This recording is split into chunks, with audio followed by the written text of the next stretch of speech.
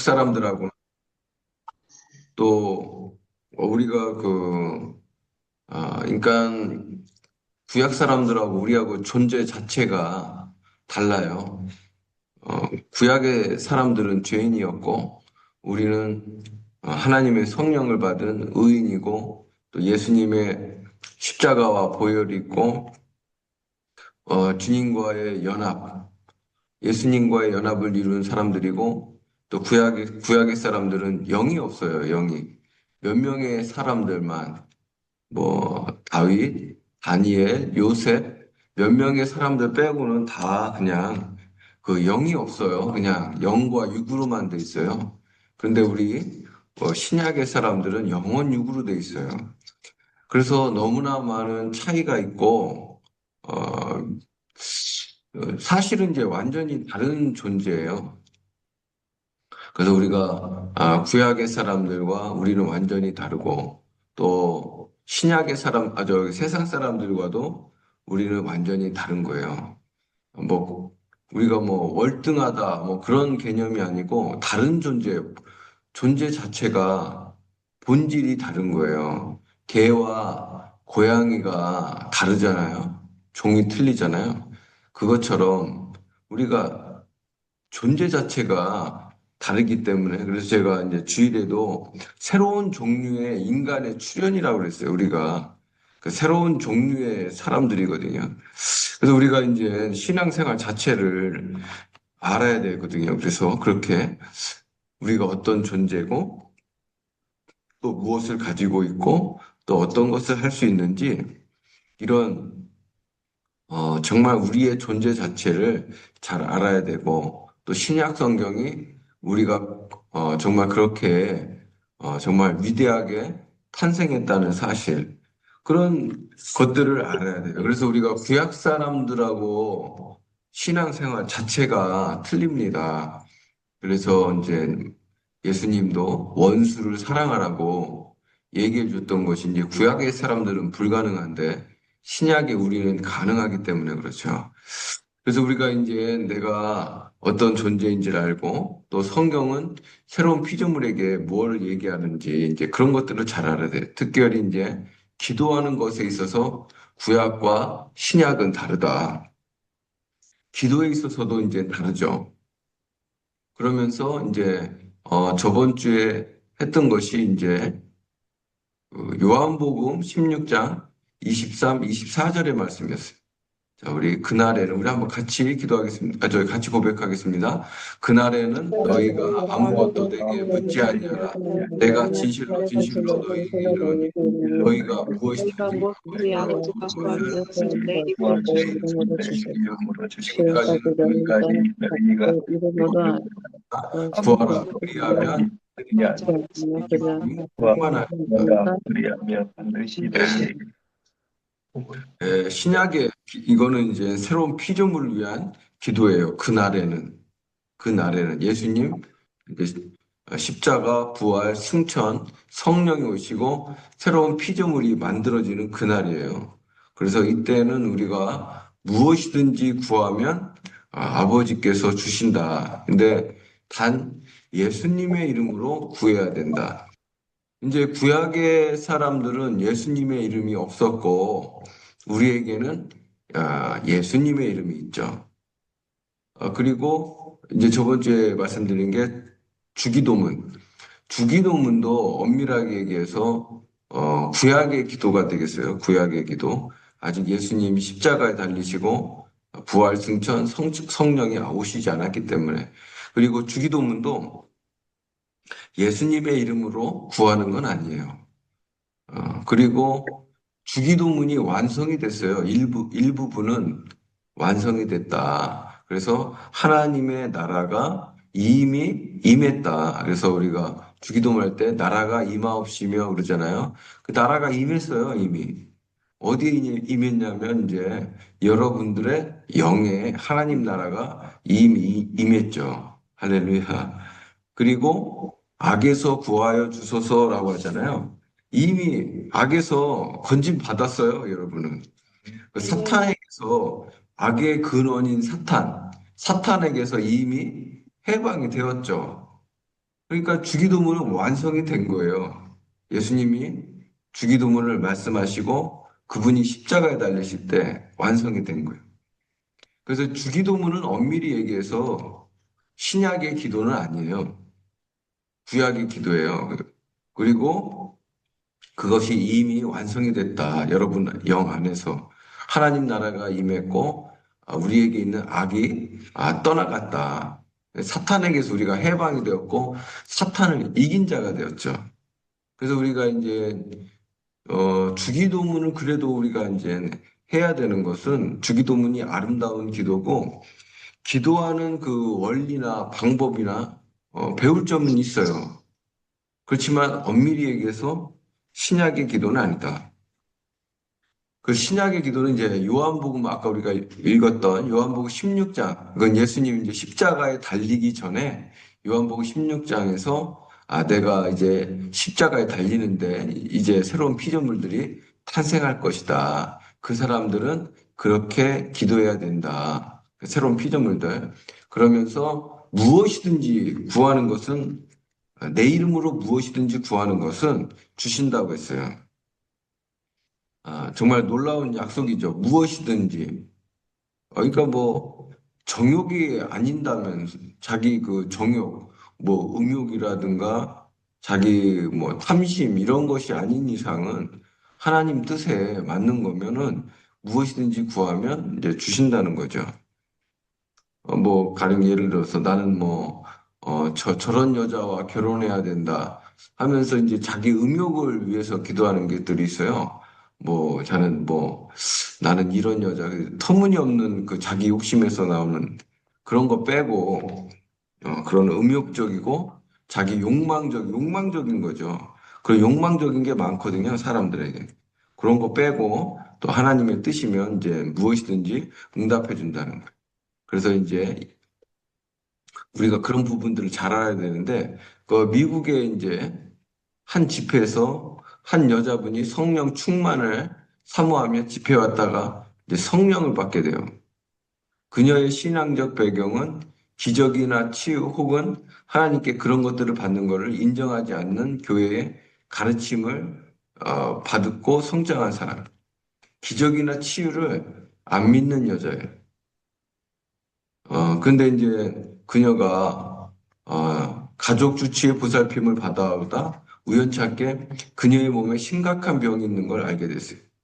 그래서 의사는 텍사스 포트워스의 전문의에게 가보라고 권유했어요. 그 전문의는 그녀에게 종양이 발견되긴 했지만 악성인지 아닌지는 확실히 알 수 없다고 했어요. 그들은 그녀에게 이제 수술을 준비했어요. 이제 수술을 해야 된다. 그런데 하여튼 이 여자는 수술을 받고 싶지는 않았어요. 그래서 병원에 있는 한 간호사와 이 일을 의논했어요. 수술 외에 다른 방법이 없느냐. 수술 받고 싶지 않다.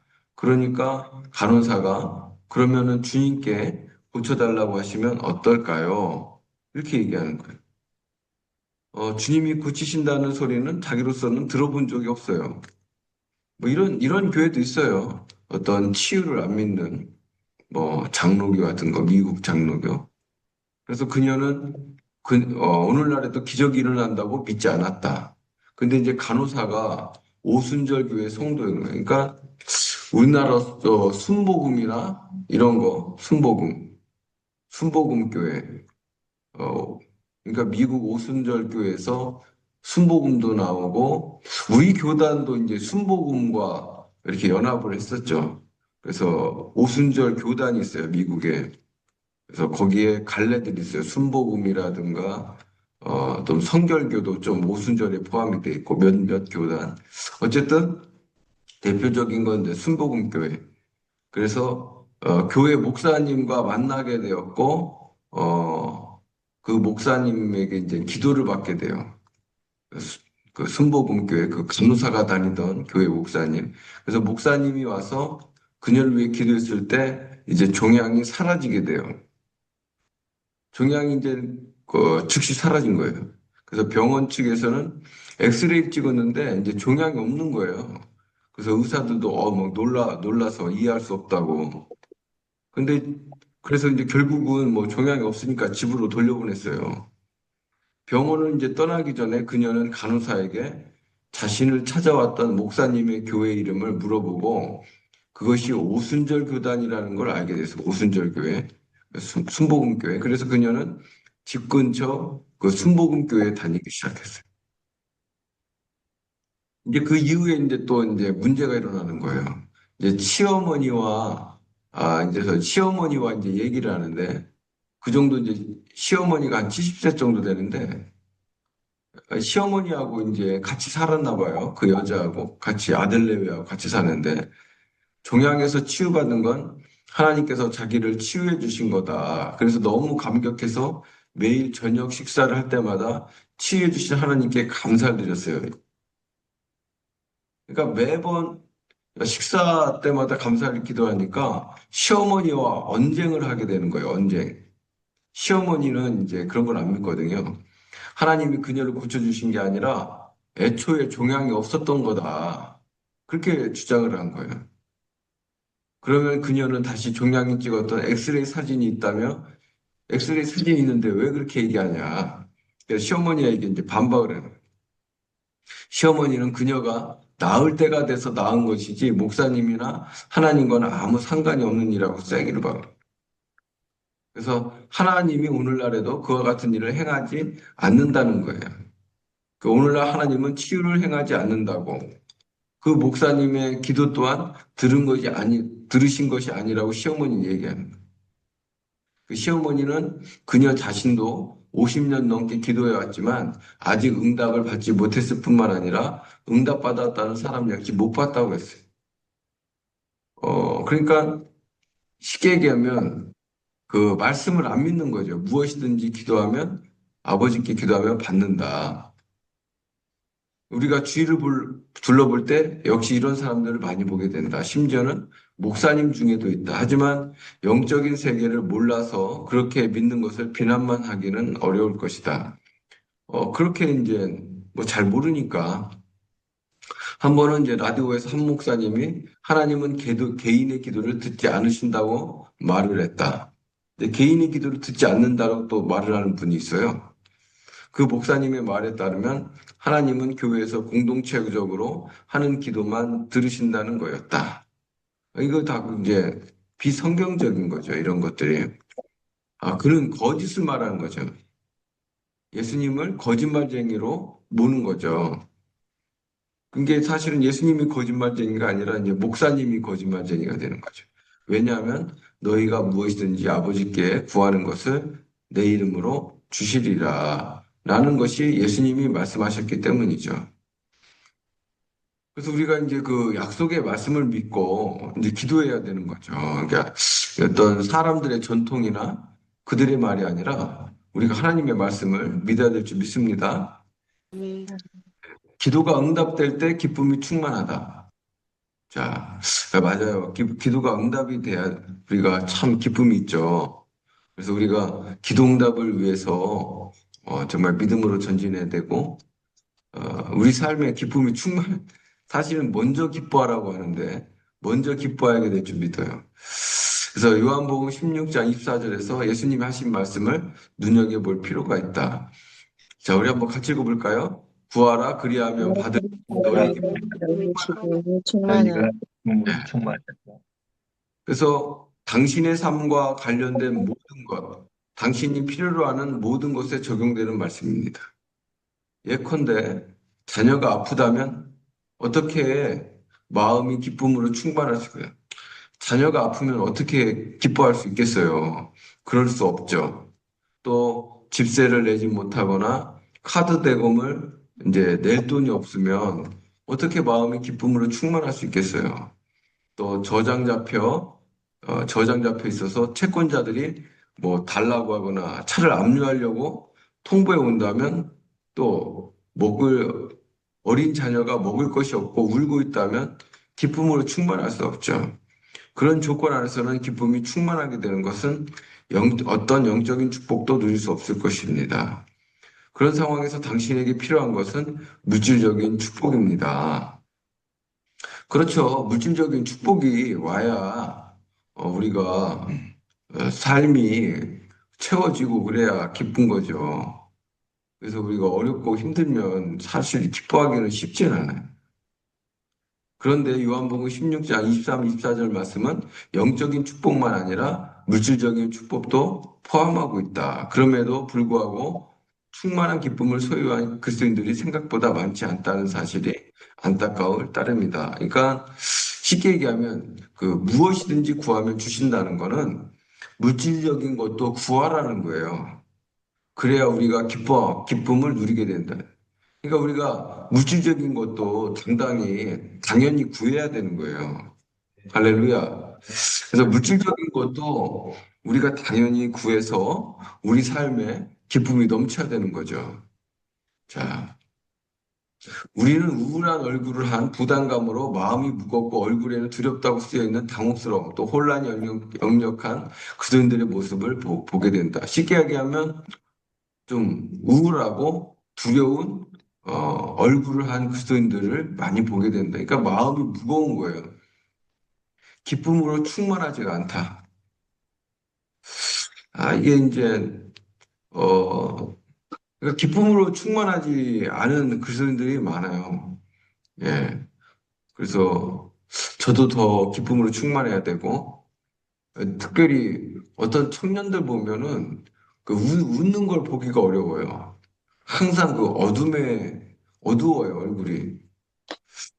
그래서 이런 것들이 이제 바뀌어야 되는데, 그들이 성경 말씀을 모르고 있든지 아니면 실제적으로 자신들에게 해당되는 말씀일 뿐만 아니라 익히 알고 있는 말씀인데 사용하지 않기 때문이다. 그러니까 성경 말씀을 모르든지 아니면 사용하지 않기 때문인 거예요. 하지만 기쁨으로 충만한 사람을 볼 때는 금방 느낄 수가 있다. 예. 스미스 위글스워스 목사님이 이제 여러분 이제 아시는지 모르겠어요. 스미스 위글스워스 영국의 대단한 부흥사였죠. 천, 1900년도 그러니까 지금부터 한 100년도 더 됐네, 100년. 굉장히 그 유명한 목사님이에요. 이분이 원래 배관공이거든요, 배관공. 배관공인데, 배관 일을 맡긴 집의 안주인이 목사님에게 물었어요. 도대체 무엇 때문에 당신의 얼굴에 그런 멋진 표정이 나타나는 거죠? 기쁨이 가득해 보이네요. 기쁨이 어디서 비롯된 것인지 설명해 주려고 위글소스 목사님 그날 아침에 있던 일을 들려준 거예요.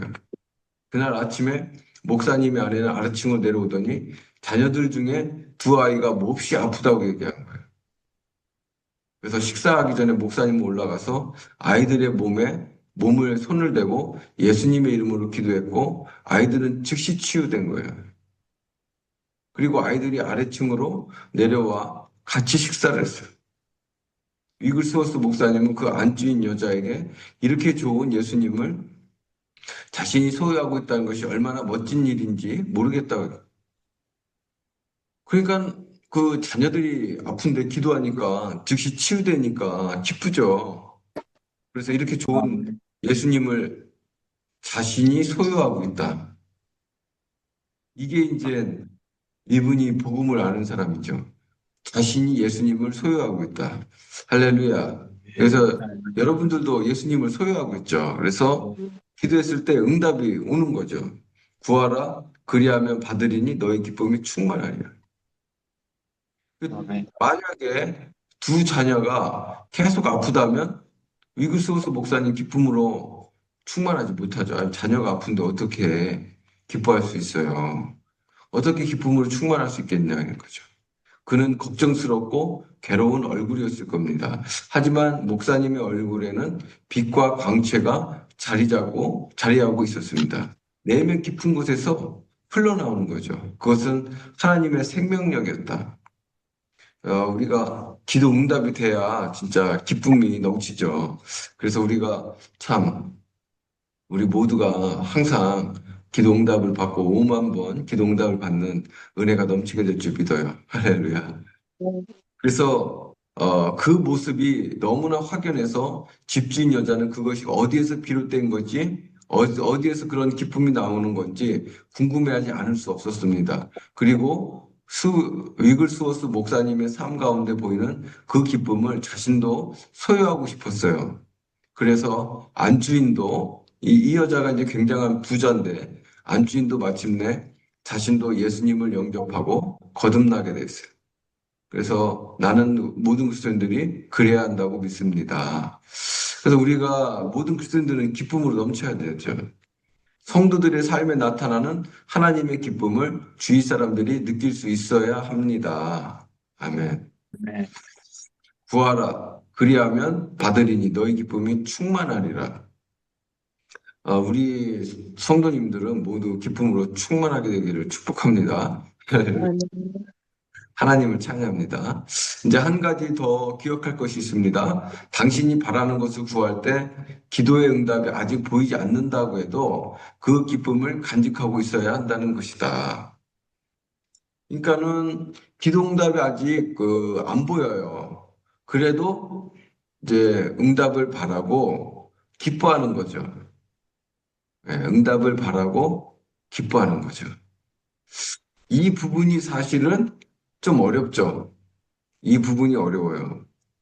생각보다, 왜냐하면 이제 염려, 의심, 두려움, 또 뭐, 그런 상황들이 우리를 짓누르기 때문에 생각보다 쉽지 않죠.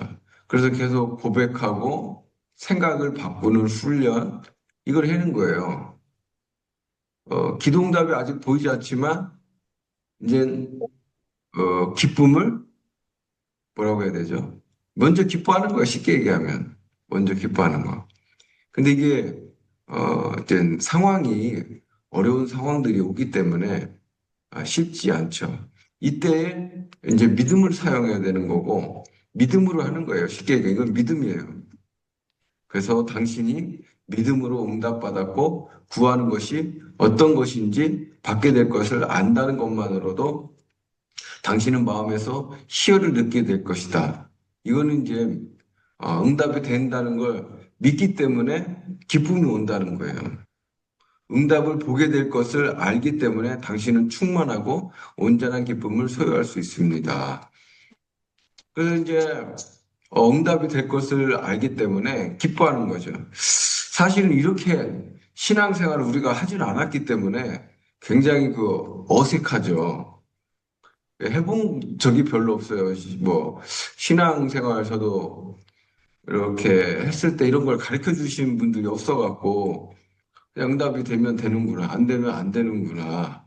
그렇게 했지, 응답이 될 걸 믿고, 먼저 기뻐하고, 그런 거는, 그런 배운 거는 사실 별로 없었던 것 같아요.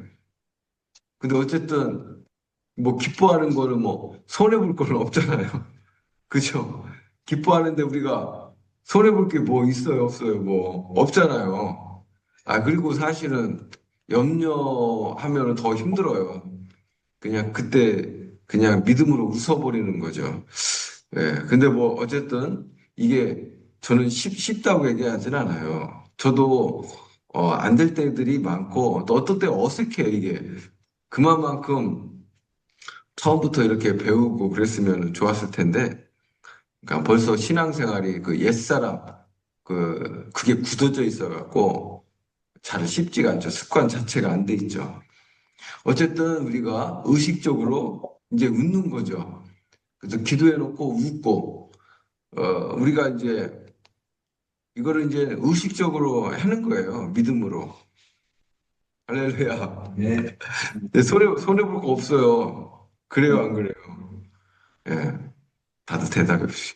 그래서 우리가 정말 진짜 힘들 때 웃는 거는 믿음이죠. 그래서 항상 기뻐하라. 데살로니가 전서에도 나오잖아요. 항상 기뻐하라. 봉사에 감사하라. 또 항상 기도하라. 이것이 그리스도 예수 안에서 너희를 향하신 하나님의 뜻이니라. 아멘. 아멘. 우리가 참 어렵고 힘들 때, 또 때로는 화도 나고 분노하고 그럴 때 우리가 웃을 수 있는 그 믿음으로 전환되기를 축복합니다. 아멘. 아멘. 그래서 그런 부분에 있어서 이제 훈련이